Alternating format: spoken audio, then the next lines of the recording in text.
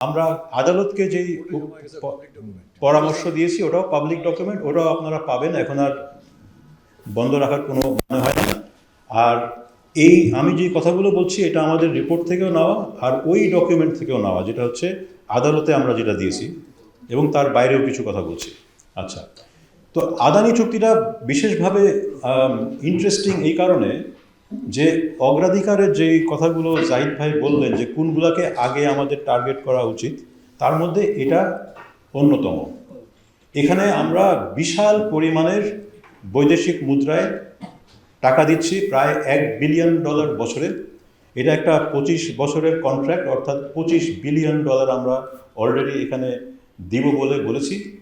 এটা একটা সভরেন চুক্তি, এবং জাহিদ ভাই অলরেডি বলেছেন যে আমাদের ধারণা এখানে 4 থেকে 5 সেন্ট বাড়তি দেওয়া হচ্ছে, মানে হচ্ছে 40% মতন আমরা বাড়তি দিচ্ছি। তো আপনি নিজেই হিসাব করতে পারেন যে $25 বিলিয়ন মধ্যে যদি 40% বাড়তি হয়, তাহলে আমরা প্রায় $10 বিলিয়ন একটা কন্ট্রাক্টে দিচ্ছি, যেটা আমাদের মানে মনে হচ্ছে এটা চুরি করে করা হয়েছে। তো $10 বিলিয়ন বাংলাদেশের মতন একটা দেশের জন্য একটা বিশাল অঙ্কের টাকা। আচ্ছা, তো এই চুক্তির বৈশিষ্ট্যটা কি? প্রথমে আমরা চুক্তি দিয়ে শুরু করেছিলাম চুক্তিটাকে বোঝার জন্য, এবং এই চুক্তিগুলো সাংঘাতিক ইন্টারেস্টিং যে কীভাবে এগুলো হইতে পারে। আইনের চোখে কিন্তু চুক্তিটা যদি খুবই একটা আশ্চর্যজনক চুক্তি হয়, ওইটা কিন্তু প্রাইমা ফেসি প্রমাণ যে এখানে দুর্নীতি হয়েছে। আপনি যদি আন্তর্জাতিক কোনো কোর্টে যান, চুক্তির ধরনটাই কিন্তু একটা দুর্নীতির প্রথম প্রমাণ। চুক্তিটা কোনো দিন একটা সুস্থ মস্তিষ্কের আমলা বা রাজনীতিবিদ সই করতে পারে না, সেই চুক্তিটাই প্রথম প্রমাণ যেখানে দুর্নীতি হয়েছে। তো আদানির চুক্তির অনিয়মগুলো আমরা দেখেছি 3টা জায়গায়। একটা হচ্ছে স্থান নির্ধারণ, দাম নির্ধারণ আর শর্ত আরোপ। সব মিলিয়ে দেখলে এরকমের চুক্তি শুধু দুর্নীতির মাধ্যমে হইতে পারে, কোনো লজিক্যাল কারণে এটা হইতেই পারে না। স্থান, আমরা দেখেছি যে যখন আলোচনা চলছিল 2টা জায়গা নিয়ে কথা হচ্ছিল, একটা ছিল মহেশখালী, একটা ছিল গোড্ডা মানে ভারত। শেষ পর্যন্ত গোড্ডাকে কেন বাছাই করা হলো, মহেশখালীকে কেন বাছাই করা হলো না, এরকম কোনো কাগজই খুঁজে পাওয়া যায়নি। আমরা অনেক খুঁজলাম যে পিডিবিতে এরকম কোনো আলোচনাই হয়েছে কিনা যে কেন এই প্ল্যানটাকে ওইখানে করা হবে। এবং এটা করার পিছনে একটা রহস্য আছে। রহস্যটা হচ্ছে যে গোড্ডা হচ্ছে ঝাড়খণ্ড রাজ্যে। ঝাড়খণ্ড রাজ্যে ভারতের কয়লা পাওয়া যায় এবং অনেক সস্তা কয়লা, এবং ভারতে সেই জন্য কয়লাজনিত বিদ্যুতের দাম অনেক কম। কিন্তু ভারতে একটা আইন আছে যে ভারতের কয়লা ব্যবহার করে সেই বিদ্যুৎ রপ্তানি করা যায় না। তো এই আইন তো আমরা জানতাম। তো আমরা ঝাড়খণ্ডে বিদ্যুৎ কেন্দ্র করছি, কিন্তু ঝাড়খণ্ডের কয়লা আমরা ব্যবহার করতে পারবো না। তাহলে কয়লাটা আসবে কোত্থেকে? অস্ট্রেলিয়া থেকে। চিন্তা করেন, অস্ট্রেলিয়া থেকে জাহাজে করে কয়লা আসবে ভারতে, ভারতে ট্রেনে করে যাবে সে ঝাড়খণ্ডে, ঝাড়খণ্ডে বিদ্যুৎ উৎপাদন হবে, সেখান থেকে একটা ট্রান্সমিশন লাইন করে আবার বাংলাদেশে আসবে। যেখানে লজিক হয়তো যে অস্ট্রেলিয়া থেকে মহেশখালীতে নিয়ে আমরা বিদ্যুৎ বানাবো, সেটা হয় নাই। এবং এটার কোনো লজিক আমরা হাজার খোঁজা সত্ত্বেও কোনো লজিক খুঁজে পাইনি। এটাই হচ্ছে দুর্নীতির একটা প্রমাণ, যে জিনিসের কোনো কারণ নাই সেটা যখন হয়, যেখানে আপনার অযথা খরচ বাড়ানো হচ্ছে, কমানো হচ্ছে না, যে একমাত্র কারণ ভারত থেকে বিদ্যুৎ কিনা হচ্ছে যে সেখানে কয়লার দাম কম, সেটাই আমরা পাচ্ছি না, কিন্তু তাও সেখানে আমরা করলাম। আচ্ছা, তাহলে এই যে আলোচনার অভাব, এটা একটা খুবই বিস্ময়কর জিনিস।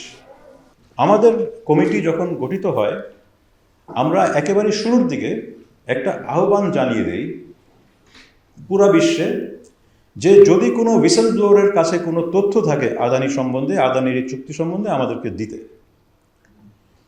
এবং আপনি জানেন আদানির বিরুদ্ধে অনেক লোক কিন্তু গবেষণা এবং তদন্ত করছে। বর্তমানে মার্কিন যুক্তরাষ্ট্রে আদানির বিরুদ্ধে মামলা চলছে, এবং তারা আদানিকে সামন করেছে ইউএসএ যেতে।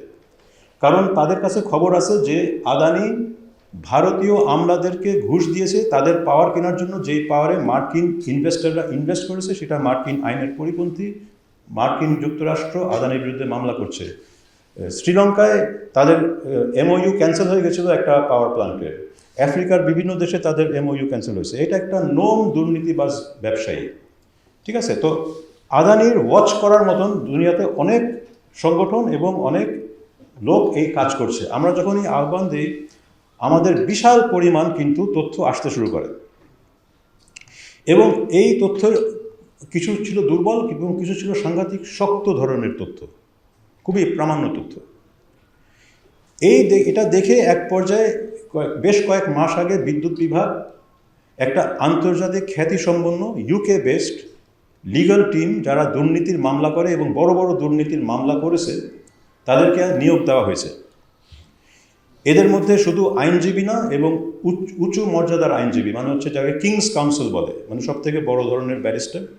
তারপরে আপনার ফ্রড ইনভেস্টিগেটর, করাপশন ইনভেস্টিগেটর আছে, বাংলাদেশি আইনজীবীরাও আছে। একটা পূর্ণাঙ্গ লিগ্যাল টিম গঠন করা হয়েছে, তাদেরকে নিয়োগ দেওয়া হয়েছে। তারা এই সব তথ্য যাচাই বাছাই করে আসছেন ধীরে ধীরে গত কয়েক মাস ধরে। আমার মনে হয় যে যে তথ্য আমাদের কাছে আছে, এটা আমার ব্যক্তিগত মত, যথেষ্ট শক্ত, এবং এটাতে সরকার পদক্ষেপ নিতে পারে এই পুরা চুক্তি বাতিল করার ক্ষেত্রে এবং ক্ষতিপূরণ দাবি করার জন্য। কিন্তু এটা সরকারের সিদ্ধান্ত, এটা কোনো আইনজীবী এই সিদ্ধান্ত নিতে পারে না, এটা আমরা সিদ্ধান্ত নিতে পারি না। আমরা সরকারকে তথ্যগুলো দিচ্ছি এবং সরকার সেটা এখন পর্যালোচনা করছেন। খুব সম্ভবত এই সরকার এই ফাইনাল ডিসিশন এই শেষ কয়েকদিনে নেবে না, এটা পরবর্তী সরকার নেবে। তবে আমাদের আহ্বান থাকবে, যেই সরকারি ক্ষমতায় আসুক না কেন, দুই জোটই বাংলাদেশ পন্থী জোট, এবং এটা হচ্ছে একটা বাংলাদেশ পন্থী সিদ্ধান্ত। আমাদের আহ্বান থাকবে যে যেই ক্ষমতায় আসুক তারা এখনই আমাদেরকে একটা কমিটমেন্ট দেবে যে আদানির ব্যাপারটা তারা পূর্ণ সহায়তা দিবে এবং পূর্ণাঙ্গভাবে তারা চেষ্টা করবে এটাকে একেবারে শেষ যেটা পরিণতিতে নিয়ে যাওয়ার জন্য। তো এইগুলা শুধরাইতে সময় লাগবে, কষ্ট হবে, কিন্তু যদি আমরা 2-4 বছর কষ্ট করি আমরা এখান থেকে বেরিয়ে আসতে পারবো। আমরা যদি কষ্ট না করি, সহজ পথে চলি, যদি এগুলোকে চালাই যাই, এক পর্যায়ে গিয়ে পুরো দেশ ডুবে যাবে। 86% যদি আমার পাওয়ারের দাম বাড়ে, আমার শিল্পায়ন শেষ হয়ে যাবে, আমরা সবাই শেষ হয়ে যাব। তো এই হচ্ছে আমাদের সামনে খুব কঠিন কিছু চয়েস আছে। আপনাদের সবাই, আমরা সব নাগরিকের দায়িত্ব এই জনমত তৈরি করা, যেই সরকারি আসুক তাকে সমর্থন করা, এই কাজ যাতে তারা ঠিকভাবে করতে পারে। যেহেতু এইসব চুক্তিতে ডাইরেক্টলি প্রধানমন্ত্রীর অফিস থেকে কমান্ড আসতো, এবং সেটা আমরা জানি আমাদের পাওয়ার ডিভিশনের লোকেদের সঙ্গে কথা বলে, কিন্তু প্রধানমন্ত্রীর অ্যাকাউন্টের কিছু পাওয়া যায়নি, কারণ সেগুলো অনেক লুকানো থাকে। আমরা পেয়েছি যারা ডাইরেক্টলি চুক্তির সঙ্গে জড়িত ছিল, সই করেছে, এবং আপনার যদি অ্যামাউন্ট জানতে চান, আমার মনে হয়, আমার এক্স্যাক্টলি খেয়াল নাই, কয়েক মিলিয়ন ডলারের মতন লেনদেন হয়েছে, এবং যারা ওই 7-8 জন লোকের এখানে জড়িত ছিল। কিন্তু এর থেকে বেশি বলা উচিত না আমাদের, কারণ এটা কতটা টিকবে আমরা জানি না। আপনারা সবাই জানেন আমরা আমাদের কমিটির ফাইনাল রিপোর্ট এ মাসের 20 তারিখ মাননীয় পাওয়ার অ্যাডভাইজারের কাছে হস্তান্তর করেছি। Anyway, the National Review Committee on Power Purchase Agreements was constituted on 5/9/2024 by the Power Division. তো আমাদের টার্মস অফ রেফারেন্স কী ছিল এটা একটু বলতে হচ্ছে। আমি আমাদের যে নোটিফিকেশনটা, এটা 5 সেপ্টেম্বর 2024, এটার পড়ে শোনাচ্ছি, রেলিভেন্ট পোর্শন। বিদ্যুৎ ও জ্বালানির দ্রুত সরবরাহ বৃদ্ধি বিশেষ বিধান আইন 2010 এর অধীন সম্পাদিত চুক্তিসমূহ পর্যালোচনার লক্ষ্যে নিম্নরূপভাবে একটি জাতীয় কমিটি গঠন করা হলো। জনাব মঈনুল ইসলাম চৌধুরী, অবসরপ্রাপ্ত বিচারপতি; জনাব আব্দুল আসিফ চৌধুরী, অধ্যাপক, উনি এখন প্রো ভাইস চ্যান্সেলর, বুয়েট; জনাব Ali Ashfaq, fellow, chartered accountant, FCA, সাবেক CEO, KPMG Bangladesh, one of the big 4 audit firms of the world, KPMG; doctor Zahid Hossain, উনি অর্থনীতিবিদ, সাবেক লিড ইকোনমিস্ট, বিশ্বব্যাংক; সংগ্রহ ও প্রয়োজনীয় যে কোনো নথি নিরীক্ষা করতে পারবে। সংশ্লিষ্ট যে কোনো ব্যক্তি বা প্রতিষ্ঠানকে শুনানিতে আহ্বান করতে পারবে। বিদ্যুৎ ও জ্বালানির দ্রুত সরবরাহ বৃদ্ধি বিশেষ বিধান আইন 2010 সংশোধিত 2021-এর আওতায় ইতোমধ্যে সম্পাদিত চুক্তিসমূহে এখানে হবে জাতীয় স্বার্থ সংরক্ষিত হয়েছে কিনা তা নিরীক্ষা করবে। নিরীক্ষার ভিত্তিতে পরবর্তী কার্যক্রম বিষয়ে সুপারিশ প্রণয়ন করবে। তো আপনারা জানেন যে we submitted our interim report to the Power Advisor on 28/10/2025, and the final report of this National Review Committee is titled দেখেন final reported Trapped in Costly Contracts, Government Failures and the Mechanics of Rent Extraction. This very title is suggestive of massive corruption, fraud, collusion, illegalities and irregularities in the process of execution of power purchase agreements with independent power producers under the Quick Enhancement of Electricity and Energy Supply Special Provisions Act 2010, since repealed. That was repealed in the month of November 2024, if I am not mistaken. বিদ্যুৎ কিনতে power development বোর্ডের যে খরচ হয় এবং তারা পাইকারি পর্যায়ে যেই দামটা আদায় করতে পারেন, সেইটার মধ্যে একটা বিরাট ব্যবধান তৈরি হয়েছে এবং এটাকে যদি ক্লোজ করতে হয় সম্পূর্ণভাবে, তাহলে বিদ্যুতের দাম পাইকারি পর্যায়ে 86% বাড়াতে হবে। এই ধরনের একটা অবস্থায় পাওয়ার ডেভেলপমেন্ট বোর্ড এসে পৌঁছেছে। এই অবস্থা তো আর রাতারাতি হয়নি। গত অর্থবছর 11 থেকে 24-এর মধ্যে বিদ্যুৎ উৎপাদন বেড়েছে 4 গুণ, বিল যেটা আমরা বেসরকারি খাত আইপিপি গুলোকে দিয়েছি সেটা বেড়েছে 11 গুণেরও বেশি, এবং এর মধ্যে সবচেয়ে বেশি বেড়েছে ক্যাপাসিটি পেমেন্ট, যেটা 20 গুণ বেড়েছে এই সময়। তো বিলে আলো, বিদ্যুতে আধার, এই ধরনের একটা পরিস্থিতি তৈরি হয়েছে। এখন প্রশ্ন করতে পারেন যে ক্যাপাসিটি পেমেন্টের যে এত 20 গুণ বৃদ্ধি, এইটার পেছনের কারণগুলো কী ছিল?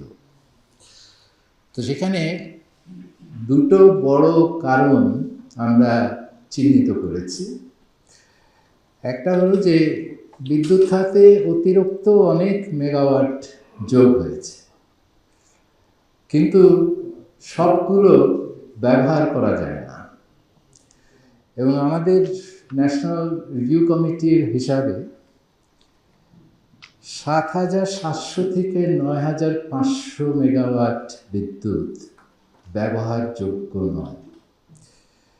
হয় তার দরকার নেই, অথবা জ্বালানি বা অবকাঠামোর অভাবে সেটা ব্যবহার করা সম্ভব হচ্ছে না, যার ফলে সার্বিকভাবে পুরো সিস্টেমই 50%-এর নিচে ক্যাপাসিটি ইউটিলাইজেশন চলছে। এবং আমরা যদি এই 7,700 থেকে 9,500 মেগাওয়াটের যে খরচটা, সেটার তো ক্যাপাসিটি পেমেন্ট আপনাকে দিতে হবে, সেটার একটা আনুমানিক হিসাব আমরা যেটা করেছি যে 0.9 থেকে 1.5 বিলিয়ন ডলার বার্ষিক শুধু ক্যাপাসিটি পেমেন্ট, এই অতিরিক্ত যেটা ব্যবহার অযোগ্য ক্যাপাসিটি, তার কারণেই বহন করতে হবে। অর্থাৎ বৃষ্টি হোক বা না হোক, খাজনা আপনাকে ঠিকই দিতে হবে। আমাদের চেয়ারম্যান সাহেব আপনাদেরকে বলেছেন যে আমরা আরেকটা বড় প্রস্তাবের মধ্যে একটা প্রস্তাব বলেছি, একটা স্বাধীন জ্বালানি তদারকি প্রতিষ্ঠান গঠন করা। এবং শেষ সেটা হলো যে বর্তমানে যে চুক্তিগুলো আছে, এগুলোর কী হবে, দায়বদ্ধতা ও পুনরায় আলোচনার পথ। তো সেখানে আমাদের রেকমেন্ডেশন হলো, যে ক্ষেত্রে আন্তর্জাতিক মানদণ্ডে দুর্নীতির প্রমাণ মিলেছে বা মিলতে পারে আগামীতে, সেই চুক্তিগুলো বাতিল করার চিন্তা করতে হবে, এগুলো বাতিল করতে হবে যদি আপনি দুর্নীতির প্রমাণটা পান আন্তর্জাতিক মানদণ্ডে। অন্যান্য ক্ষেত্রে প্রমাণ সংগ্রহে দুর্নীতির তদন্ত অব্যাহত রাখতে হবে, কারণ যেখানে আমরা গন্ধটা পাচ্ছি কিন্তু এখনও ঠিক হার্ড কনভিন্সিং এভিডেন্স জোগাড় করতে পারে না, সেখানে তদন্ত চালু থাকতে হবে। আর সবচেয়ে বেশি আর্থিক সৃষ্টিকারী পুরনো যে পিপিএ সমূহ আছে সেগুলো গুড ফেইথে সৎ উদ্দেশ্য ভিত্তিক পুনরায় আলোচনায় যাওয়ার চেষ্টা করতে হবে। এবং এটাতে আমরা কোনটাতে আর পুনরায় আলোচনায় যাব, কোনটাতে যাব না, সবগুলো তো আর পারবো না, যেটা বাস্তবসম্মত হবে না। কাজে এখানে অগ্রাধিকার নির্ধারণ করতে হবে। সেই অগ্রাধিকারগুলো কি? যে অগ্রাধিকারগুলো হওয়া উচিত যে ব্যবহার হার তুলনায় ক্যাপাসিটি পেমেন্ট যেগুলোতে খুব বেশি সেগুলোকে অগ্রাধিকার দেওয়া উচিত। যেগুলোতে টেক অর পে যে প্রভিশনসটা আছে, খুব কঠোর প্রভিশন, সেগুলো অযৌক্তিক ব্যয়, সেগুলোকে অগ্রাধিকার দিতে হবে। সীমাহীন বৈদেশিক মুদ্রার সাথে যে সূচকীকরণ করা আছে, ফরেন এক্সচেঞ্জ রেট ইন্ডেক্সেশন, সেগুলোকে অগ্রাধিকার দিতে হবে। এবং সম্পূর্ণ জ্বালানি ব্যয় পাস থ্রু প্রভিশন যে সমস্ত কন্ট্রাক্টে আছে সেগুলোকে অগ্রাধিকার দিতে হবে। সব চুক্তি নয়, রক্তক্ষরণ যেসব চুক্তিতে বেশি হচ্ছে সেখানে আপনার অস্ত্রোপচার দরকার হবে। Feature